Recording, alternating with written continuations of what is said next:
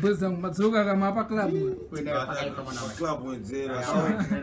Kama sasa pera. Aiwa. Chitandifadza mazvizvese vanhu yedu zvanzi kune makotsi futi taurira ndiwo aiwa kadiyo aiwa osapa inopowa zotosamana kuti mari yake isina sendi inonorwadzawo kazvinoita zvakafanira sadza una kamuriwa ko kana apa kandiudze kandiona paunonhonga rakadai sei Unozipisira natadza wenini. Ndamunyengenura. Watadza rupeza. Imwe yacho asandi yatanga. Apa kuda uri mwangu. Imwe yacho asandi yatanga. Kuda uri mwangu wapo. I want to thank you, Clinton. For the love you've done.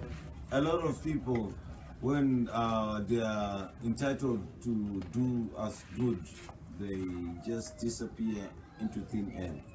But you got love. God bless you. Thank you very much to the provider, including Namwari, with everything, and I'm very grateful with this moment. I wish for more. I wish for more. God bless the end that did. As much as we have been up, don't worry. This must not Nagiro, boys. Yeah, but I don't show me that this especially I myself, especially in behalf of me. Ndinotaka kutenda Mwari, ndiyo kutanga kutenda Mwari. Because Mwari ndiye andisanganisira munhu iyeye. Munhu uyu kwabva nako ina ndikuziye, but ndoza Mwari. Ende ukarasa Mwari zvese hapana nemboda. Uye tatanga right now. Kuti pa Christmas tichaita zvakadini. Saka munhu uyu ndiye munhu wekusachi panodziya.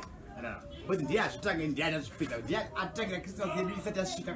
Saka patazosvika Christmas ndiye achatifesa naye kuti chamani. Christmas yepa musi wayo wachasi wakwana ndo watanga kuita zvinhu ndiyataza kuti zvichazofamba sei because ndiye watanga kuziva right now because hakuna kana pakristu since wakakura iwe wakararama wakamboja Christmas andibuza kuti tinogumira baba mapedza kudya tiwe vachapo tikubva takontinya mumbosara mune mambichana muhomwe andika munhu wega wega achasara neyake muhomwe one yake muhomwe food pasitiri pakotsi food aipapo unozodzizaida unatenga koti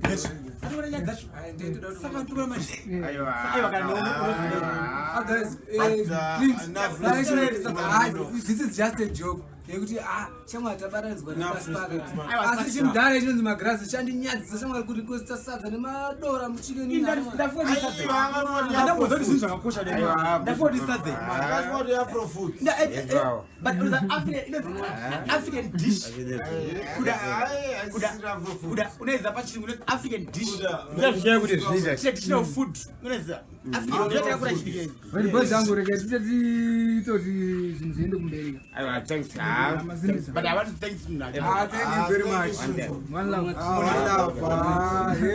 Munhu udani azastarake azastarake chete nomuna matatu dara machwedzera mwari amuwedzere pakamura ipapo alright aiboa man alongside magrasi ngara mbakadara vanhu wonderful that's wonderful perfect but vana vangu vanozoti vabvunza date zvamakuenda ku matinodya muhotera saimosisi manje tikubvumirwa here ndati aiwa no ndichazikwigirai saka ndizoti vana manje ukazosvika usina chawakabata ndazofara pawazotanzi muchazina mune something kuitira mabhozi ndikatengera mazipa ndikuti ano tapuwa kuhotera kungofara mawani